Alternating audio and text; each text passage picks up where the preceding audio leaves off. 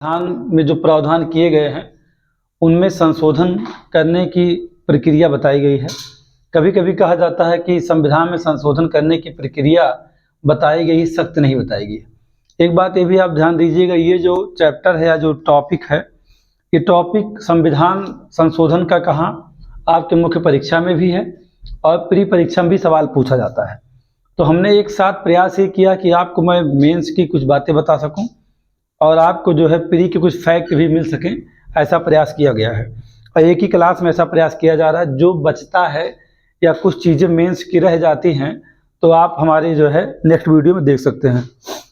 तो चलिए, संविधान संशोधन की प्रक्रिया, जिसे आप क्या कहते हैं, पहले तो हमें जानना चाहिए कि भारतीय संविधान का वह कौन सा अनुच्छेद है जो प्रावधान करता है किस बात की, कि संविधान में संशोधन की शक्ति संसद के पास है। तो अगर देखा जाए तो भारतीय संविधान में संविधान संशोधन का प्रावधान पार्ट 20 में है, यानी भाग 20 में है। और ये कहाँ, आर्टिकल 368 यानी सिंगल आर्टिकल है, कौन सा, 368 अनुच्छेद में संविधान संशोधन की प्रक्रिया बताई गई है। एक बात और जानना चाहिए, या किस देश के संविधान से इसे भारतीय संविधान में लाया गया है। जैसा कि आप जानते हैं, भारतीय संविधान को जिस संविधान सभा ने लिखा है उसने लगभग 60 देशों के संविधानों से जो आवश्यक बातें थी लेकर के भारतीय संविधान में जो है एडॉप्ट किया, रख लिया, ला करके या उल्लेख कर लिया, जो भी आप कर दीजिए। अब एक सवाल ये उठता है कि इसमें हमने यहाँ भूमिका लिख रखा है, क्योंकि भूमिका यहाँ आएगा नहीं। अभी मैं आपको भूमिका ऐसे ही बता दूंगा कि इसकी भूमिका क्या लिखेंगे आप, मेंस आपको लिखना हो तो क्या भूमिका आप बनाएंगे। अब एक सवाल होता है कि संविधान संशोधन की आवश्यकता क्यों। ये तो इंटरव्यू में आप सवाल किया जा सकता है, इंटरव्यू में क्वेश्चन हो सकता है, मेंस में भी सीधा सवाल हो सकता है कि संविधान में संशोधन करने की आवश्यकता क्यों पड़ती है। भाई क्यों पड़ेगी, क्योंकि ये प्रावधान ऐसे कर दिए जा रहे हैं जो वर्षों वर्ष तक, कई सालों तक रहेंगे। तो नहीं, ऐसा नहीं है। देखिए, संशोधन की आवश्यकता पड़ सकती है कब, जब संविधान में संक्रमण हो जाए। संक्रमण का मतलब जैसे हम बीमार होते हैं तो हम दवा करवाने जाते हैं, है ना, या हमारे बॉडी में कोई पार्ट जो आवश्यक नहीं रह गया है या कहीं सड़न पैदा हो गई तो उससे क्या करते हैं, उसको हम कटवा देते हैं, अलग करवा देते हैं, यानी पूरी तरह हम उसका क्या कर देते हैं, निरसन कर देते हैं। क्या कर देते हैं, निरसन कर देते हैं, रिपील बोलते हैं। या ऐसा भी हो सकता है कि मान लीजिए ऐसी समस्या हमारे संविधान में या परिस्थिति ऐसी बन गई है, देश के अंदर ऐसी परिस्थितियां विद्यमान हो गई हैं जहां पर कुछ परिवर्तन करने की भी आवश्यकता है। जैसे देखिए, आपकी बॉडी में कहीं नाक आपकी टेढ़ी हो गई है, या मान लीजिए कहीं आपको एक्सीडेंट हो जाए और टेढ़ा मेढ़ा हो जाए, तो आप क्या करवाते हैं, सर्जरी करवा लेते हैं। तो क्या करते हैं, आप परिवर्तन करवा रहे हैं ना अपने फेस पर। वैसे ही अगर देखा, यहाँ एक शब्द क्या है, परिवर्धन है। परिवर्धन, परिवर्तन, निरसन, तीन शब्द कहाँ है, अनुच्छेद 368 में है। और ये कहाँ है, किसके पास शक्ति है, ये हमारी संसद के पास है। आप समझिएगा, भी मैंने कहा कि संविधान में संशोधन की आवश्यकता क्यों, तो आवश्यकता इसलिए कि जब संविधान में संक्रमण हो या ऐसी परिस्थितियां विद्यमान हो जाए कि संशोधन क्या किया जाना बहुत ही आवश्यक है। यानी कि संशोधन के किसी संविधान के किसी प्रावधान में जहां क्या कुछ ऐसी आवश्यकता संक्रमण के दौर से गुजर रहा है, या ऐसा प्रावधान हमारे संविधान सभा ने न किया हो जो समय परिस्थिति के अनुसार वर्तमान में आवश्यक हो, तो वहाँ हमें क्या करना पड़ेगा, परिवर्धन करना पड़ेगा, यानी हमें जोड़ना होगा, यानी हमें एडिशन करना पड़ेगा। या मान लीजिए कोई प्रावधान पहले से है और परिस्थितियां ऐसी बन गई हैं जो अब इस समय आवश्यक नहीं है, या उसमें कुछ बातें जोड़नी है। जैसे महिलाओं के लिए विशेष प्रावधान भारतीय संविधान का अनुच्छेद 15(3) आप देख रहे हैं ना, या ईडब्ल्यूएस रिजर्वेशन के लिए आप जानते हैं कौन, 15(6) अनुच्छेद 16(6). ये प्रावधान क्यों किए गए, यानी क्या ऐड किया गया है परिवर्तन करने के लिए, जहां अगर विशेष चीजें छूट ना दी गई हों, विशेष प्रावधान करने के लिए संविधान के किसी अनुच्छेद में परिवर्तन किया जा सकता है। निरसन जो आवश्यक नहीं है उसे हम क्या करेंगे, पूरी तरह रिमूव कर देंगे, यानी संविधान से उसे रिपील कर देंगे। यानी ये शक्ति किसके पास है, संसद के पास है। यानी संशोधन करने की जो शक्ति है वो संसद के पास है, राज्य विधानमंडलों के पास बिल्कुल नहीं है। गलती में सोचिएगा, संविधान में किसी भी प्रावधान में संशोधन करने के लिए अगर शक्ति किसी के पास है तो संसद के पास है। तो आप कहेंगे सर संविधान किसी प्रावधान में, बिल्कुल सिर्फ वहाँ कहाँ जो बेसिक स्ट्रक्चर है, जो संविधान का मूलभूत ढांचा है, उसमें संशोधन करने के सिवाय बाकी आप संशोधन कर सकते हैं। यहाँ संशोधन नहीं करेंगे।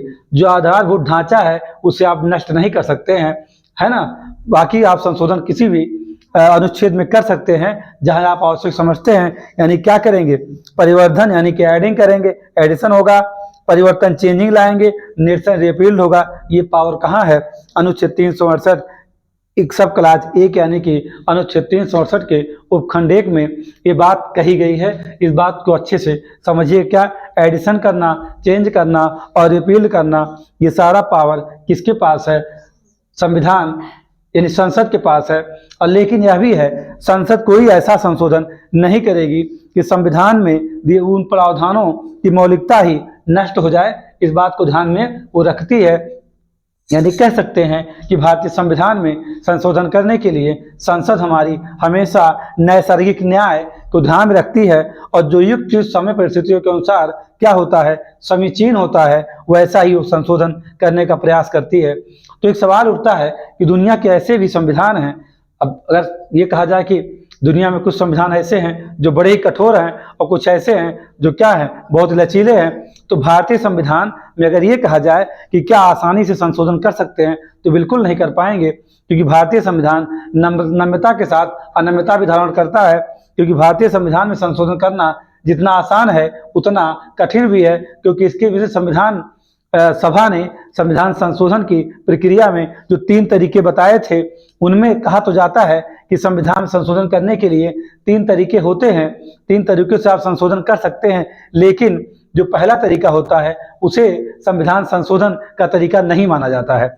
माना क्या जाता है कि मात्र 2 को ही मान लिया जाता है। किसे, ये 2 और 3 इसको मान लेते हैं। जबकि देखा जाए तो ये भी तरीका है, लेकिन ये कहा जाता है कि जो साधारण बहुमत से भारतीय संविधान में संशोधन किया जाता है वह संशोधन अनुच्छेद 368 के अनुसार क्या होगा, संशोधन नहीं माना जाएगा।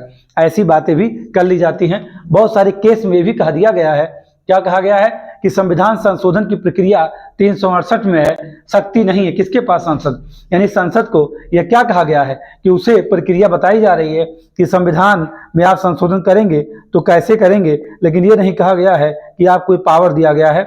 ऐसा कुछ वादों में सुप्रीम कोर्ट ने बार बार क्या किया है, स्पष्ट किया है। दूसरी बात और क्या, हमने कहा कि आवश्यकता क्यों, संविधान के प्रावधानों में संशोधन करने की आवश्यकता यही है।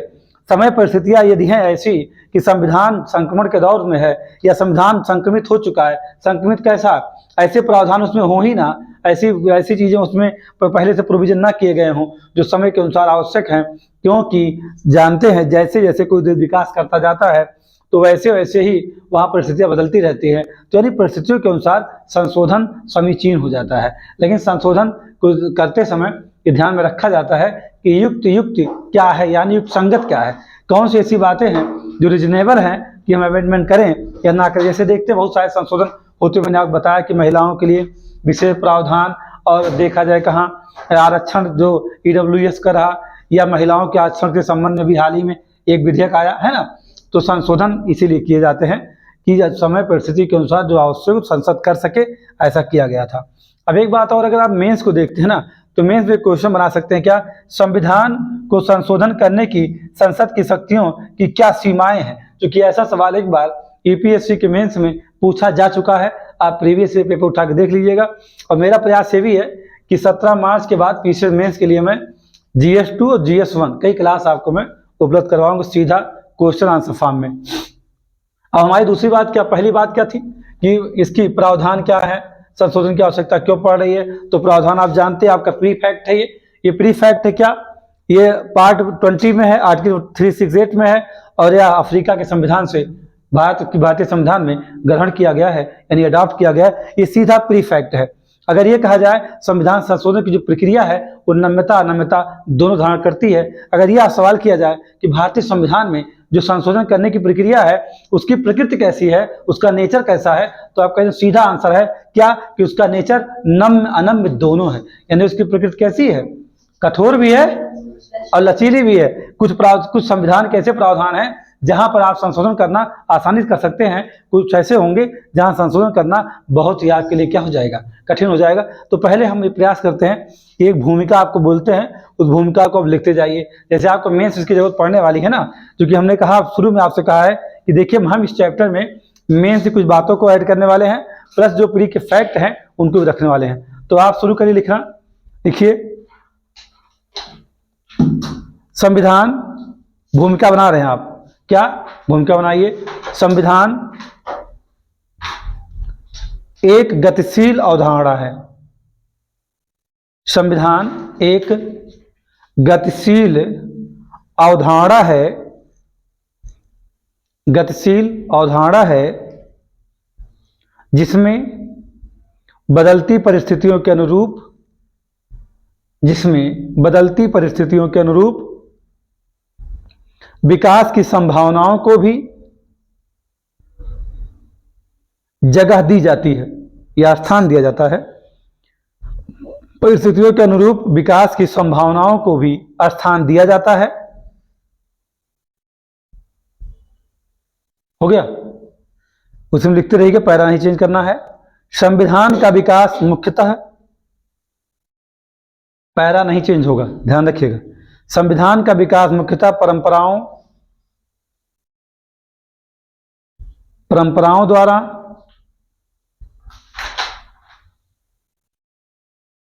और न्यायिक व्याख्या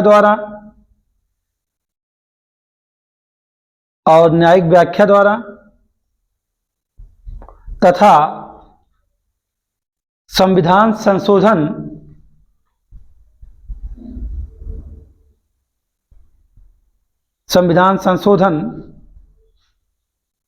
की प्रक्रिया के द्वारा होता है। संविधान संशोधन की प्रक्रिया द्वारा होता है। पैरा नहीं चेंज करना है। परंपराएं और प्रथाएं राजनीतिक स्वरूप, परंपराएं और प्रथाएं राजनीतिक संस्थाओं के स्वरूप को निर्धारित करती हैं। परंपराएं और प्रथाएं राजनीतिक संस्थाओं के स्वरूप को निर्धारित करती हैं।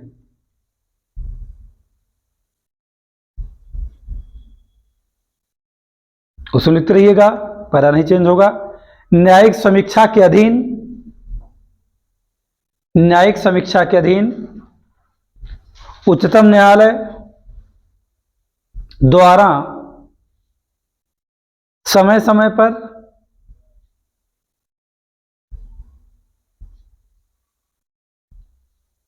संवैधानिक समस्याओं की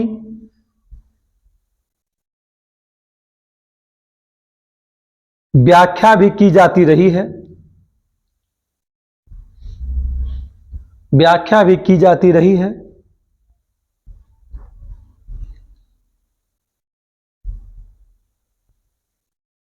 किंतु लिखित संविधान के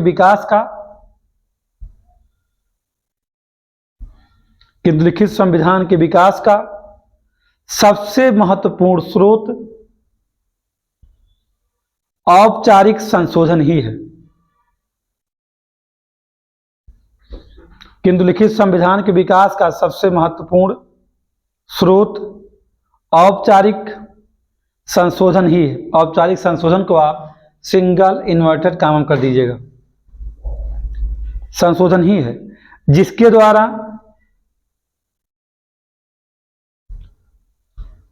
संविधान में नई परिस्थितियों के अनुरूप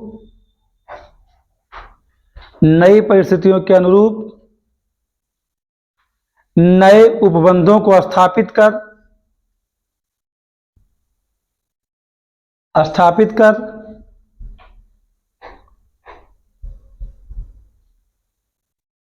संविधान को व्यवहारिक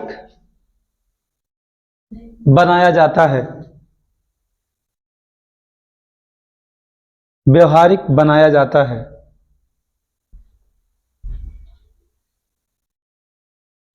ठीक, व्यवहारिक बनाया जाता है।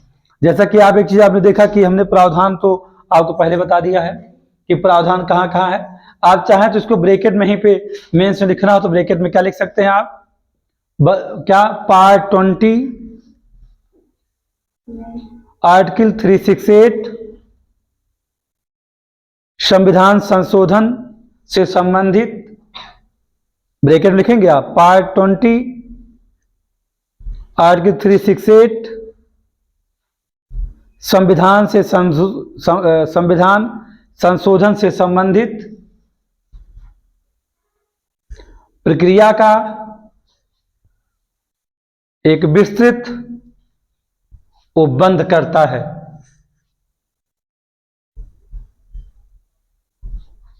एक विस्तृत उपबंध करता है जिसका स्रोत दक्षिण अफ्रीकी संविधान है। समझ गए आप मेरी बात? जिसका स्रोत दक्षिण अफ्रीकी संविधान है। ठीक है, ये बात भी आपको समझ में आ गई होंगी। ये भूमिका है, इस भूमिका को आप यूज करिए कहीं ले जाके, कोई समस्या आपको नहीं आएगी। चलिए, अब इसको आपने लिखा ही है कि संशोधन की आवश्यकता क्यों पड़ती है, तो इसकी जरूरत नहीं है। अब हम क्या करेंगे, हाँ चलिए देखिए, अब बनाइए आर्टिकल 368 अनुच्छेद 368।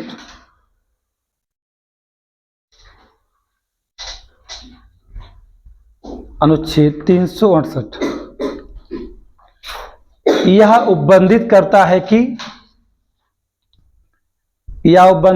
है कि संविधान में किसी बात के होते हुए, स्पीड में, संविधान में किसी बात के होते हुए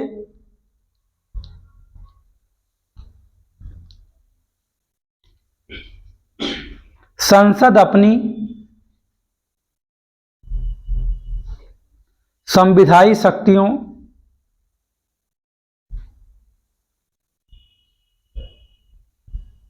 का प्रयोग करते हुए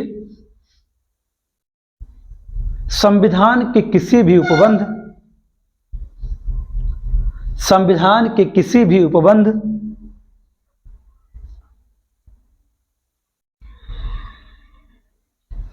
का परिवर्धन,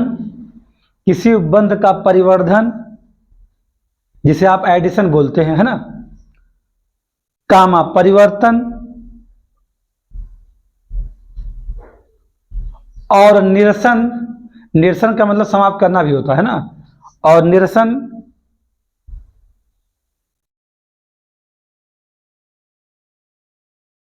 कर सकेगा। अब एक लाइन समझिएगा, क्या? संविधायी शक्तियां क्या हैं, समझिएगा। संविधायी शक्ति यह है कि संविधायी शक्ति संसद को संविधान नहीं दिया है, संविधान के द्वारा दी गई शक्ति संसद को संविधायी शक्ति है। यदि संसद कहाँ संविधान के किसी भी प्रावधान में संशोधन करना चाह रही है तो वो शक्ति कहीं अलग नहीं है, वो पावर उसे कहाँ मिला है, वो पावर कहाँ मिला है, संविधान के द्वारा ही उसे दिया गया है। अब यहाँ बार बार एक शब्द यूज में कर रहा हूं, मैं कह रहा हूं संसद। अब संसद कह रहा हूं तो इसकी संसद की संरचना अगर आप ढूंढेंगे ना तो कहां मिलेगा, आर्टिकल 79 में मिलेगा। और आर्टिकल 79 में संसद की संरचना है, और उस संरचना में अगर आप देखेंगे तो राष्ट्रपति कहां है, शीर्ष पर, फिर कौन है आपका, लोकसभा है, और फिर कौन है, राज्यसभा है। तो एक विधेयक जब सदन में पेश होगा, यानी संविधान संशोधन से संबंधित विधेयक, कोई वो विधेयक कहां जाएगा, दोनों सदनों में से किसी भी सदन में पेश किया जाएगा।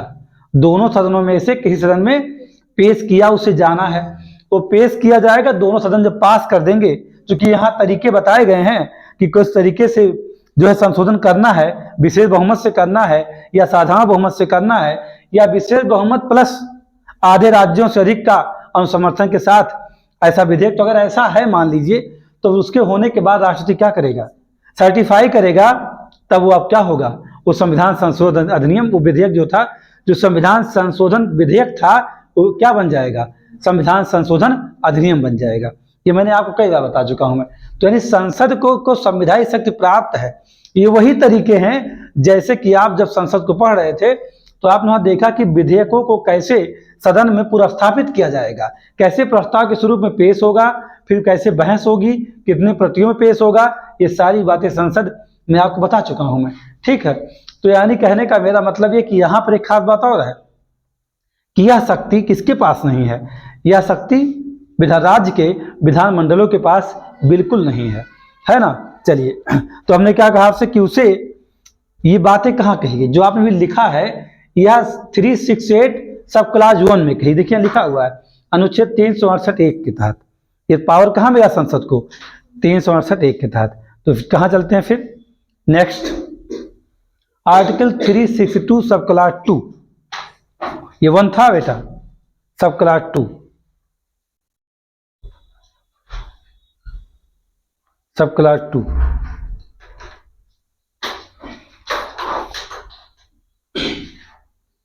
सब क्लास 2 संविधान के सभी संशोधन विधेयक,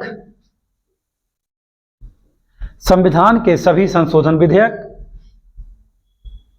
संसद के प्रत्येक सदन की, संसद के प्रत्येक सदन की कुल सदस्य संख्या के बहुमत, कुल सदस्य संख्या के बहुमत द्वारा, कुल सदस्य संख्या के बहुमत द्वारा तथा उस सदन में उपस्थित और मत देने वाले, उपस्थित और मत देने वाले सदस्यों के कम से कम 2/3 बहुमत द्वारा पारित किया जाएगा। ये कहां कहा गया है? ये कहा गया 368 सब क्लास 2, यानी संविधान के अनुच्छेद 368 उपखंड 2 में बात कही गई। और लिखिए एक लाइन,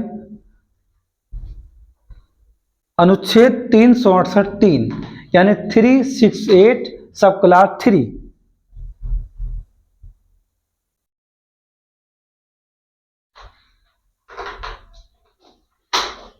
देखिए अनुच्छेद 13 की कोई बात, आर्टिकल 13 में क्या है बताइए आप? कोई आदेश, अध्यादेश, नियम, विनियम जो क्या करेंगे? मूल अधिकारों से असंगत होंगे। कोई भी आदेश, अध्यादेश, नियम, विनियम, जो भी रूढ़ी प्रथाएं जो कहा, जो मूल अधिकारों से असंगत होंगी, वो जहां तक असंगत होंगी वो वहां तक क्या होंगी? शून्य होंगी। तो 368(3) क्या कह रहा है? कह रहा अनुच्छेद 13 की कोई बात अनुच्छेद 368 के अधीन किए गए संशोधनों को लागू नहीं होगी। किए गए संशोधनों को लागू नहीं होगी। इस तरह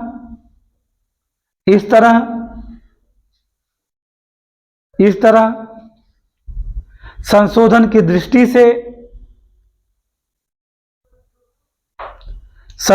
दृष्टि से संविधान के विभिन्न उपबंधों को हम 3 भागों में बांट सकते हैं। 3 भागों में बांट सकते हैं और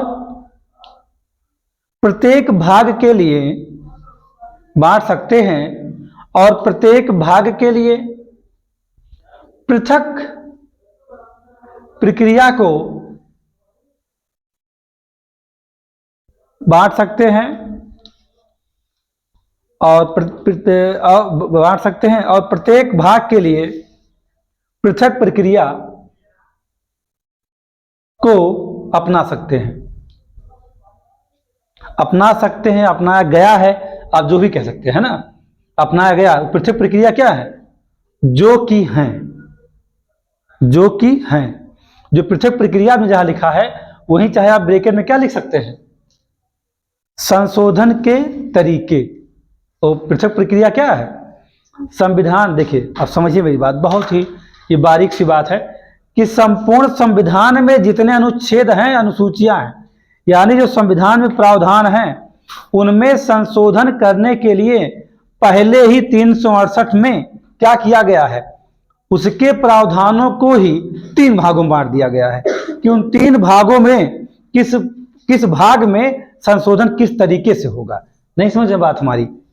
संविधान के संपूर्ण प्रावधानों को 3 भागों में विभाजित कर दिया गया है और तब ये बताया जा रहा है कि 3 भागों में से कौन सा ऐसा भाग होगा जहां संशोधन साधारण बहुमत से होगा, कौन सा ऐसा भाग होगा जहां संशोधन विशेष बहुमत से होगा, कौन सा ऐसा भाग होगा जहां संशोधन विशेष बहुमत प्लस आधे से अधिक राज्यों के अनुसमर्थन से होगा। और समझ की मेरी बात? यानी संविधान को ही 3 पार्ट डिवाइड कर लिया गया 3 भागों में कि भाई देखिए संशोधन आप करना चाह रहे हैं तो कैसे कहाँ करेंगे। अब वही बातें आपको मैंने बताया। अब तरीके लोग कहते हैं क्या, जैसे साधारण बहुमत से, तो संविधान के कौन से अनुच्छेद हैं जहां पे संशोधन साधारण बहुमत से किया जाएगा। जैसे कौन सा, आर्टिकल 2, आर्टिकल 3, आर्टिकल 11, आर्टिकल 169 और आर्टिकल 239A यानी 239 से शेड्यूल की अनुसूची 2 और अनुसूची 1, अनुसूची 5, अनुसूची 6, अनुसूची 8, ये जो अनुसूचियां हैं ये सारी के सारे संशोधन करना हो कहाँ, 1, 2, 5, 6, 8 अनुसूचियों में, अनुच्छेद 239 में, अनुच्छेद 169 में और आर्टिकल 11 में, अनुच्छेद 11, 3 में, 2 में अगर आप संशोधन करना चाह रहे हैं तो आपको साधारण बहुमत से ही करना होगा। साधारण बहुमत का मतलब क्या होता है, सदन में उपस्थित और मतदान करने वाले सदस्यों का मतलब आधे से अधिक अगर होगा तो उसे क्या माना जाएगा, साधारण बहुमत माना जाता है। दूसरी बात क्या, विशेष बहुमत द्वारा संविधान में संशोधन। विशेष बहुमत क्या, सदन के कुल सदस्य का बहुमत यानी कि उपस्थित और मतदान करने वालों का 2/3 हिस्सा अगर मतदान कर रहा है उनकी बहुमत से तो उसे क्या माना जाएगा, विशेष बहुमत। अब इसमें कहेंगे सर आपने ये नहीं बताया कि कौन से संविधान विभाग हैं या कौन से प्रावधान है जहां पर संशोधन करने के लिए विशेष बहुमत चाहिए। तो बेटा रुको कुछ सेकंड के लिए और आगे देखिए अभी क्या यहां रखा गया। कहा क्या जा रहा कि विशेष बहुमत द्वारा संशोधन प्लस आधे से अधिक राज्यों का अनुसमर्थन होगा तब इन प्रावधानों में आप संशोधन करेंगे। यानी कहा आर्टिकल 54, 55, 73, आर्टिकल 162, आर्टिकल क्या 241 और संविधान का भाग 5 के चैप्टर 4 की बात करेंगे आप। कहा संविधान के भाग 5 के चैप्टर 4 में और संविधान के भाग 6 चैप्टर 5 में और संविधान के भाग 11 के चैप्टर कहा 1 में और क्या अनुसूची 4 में। और अगर ये कहा जाए कि स्वयं के अनुच्छेद 368 में भी अगर आपको संशोधन करना है तो आपको विशेष बहुमत तो चाहिए ही चाहिए, उसके साथ साथ आधे से अधिक राज्यों का क्या चाहिए, अनुसमर्थन चाहिए। अब ऐसा विधेयक जब आएगा तब आप इन प्रावधानों में संशोधन कर पाएंगे।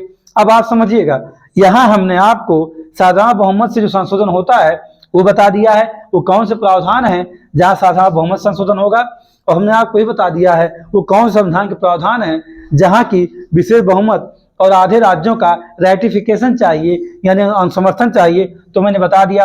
अब संविधान में बाकी जो बचे यानी यहाँ जो लिखे गए, यहाँ जो बताए गए, इनके अलावा संपूर्ण संविधान में जो भी प्रावधान है उन सब में संशोधन विशेष बहुमत द्वारा ही किया जाएगा।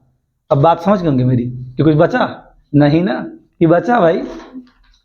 इसमें कुछ आपके ब्रेन में उठा पटक चल रही तो सवाल करिए। नहीं चल रहा, समझ में आ गया?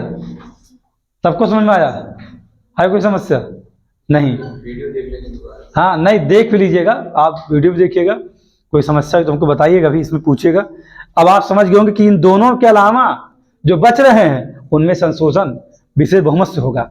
एक खास बात और, सपोज करिए कि अगर इन तरीकों में से किसी तरीकों को अपनाते हुए, इन 3 तरीकों में से किसी तरीकों को अपनाते विधेयक कहाँ आया, सदन में आया, और राष्ट्रपति कहा हम अनुमति नहीं देंगे भैया ना, अनुमति देने के लिए राष्ट्रपति बाध्य है।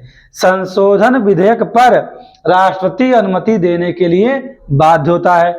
दूसरी बात, अगर मान लीजिए कि संशोधन विधेयक कहाँ पेश किया गया, लोकसभा में पेश किया गया और लोकसभा से पास होकर राज्यसभा में गया और दोनों सदनों में क्या हो गया, गतिरोध हो गया, तो आप ये गलती नहीं कहोगे कि अरे सर यहाँ संयुक्त अधिवेशन बुलाया जाएगा ना, संयुक्त अधिवेशन भी नहीं बुलाया जाएगा। जो कि जब दोनों सदनों में जब भी कोई गतिरोध होता है तो क्या बुलाया जाता है, ज्वाइंट सेशन प्रेसिडेंट बुलाता है ना। कौन बुलाता है, राष्ट्रपति संयुक्त अधिवेशन बुलाता है। लेकिन संविधान संशोधन विधेयक और धन विधेयक के संबंध में उसे ऐसा नहीं कर सकता है, संयुक्त अधिवेशन नहीं बुला सकता है, क्योंकि इनमें अनुमति पहले ही ले ली जाती है, इसीलिए वो अनुमति देने के लिए भी बाध्य है, यानी राष्ट्रपति तो पहले ही अनुमति दे चुका है।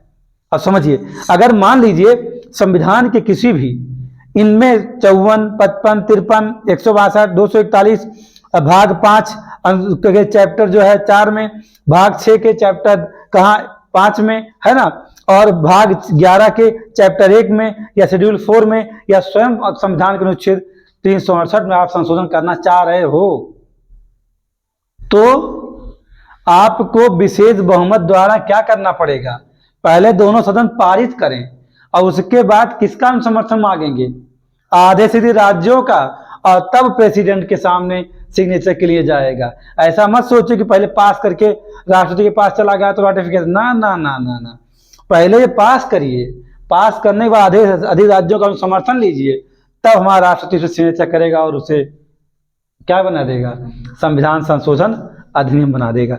इतनी बात अगर आप में समझ गए हों तो ये समझिए कि आपके लिए आनंद ही आनंद है।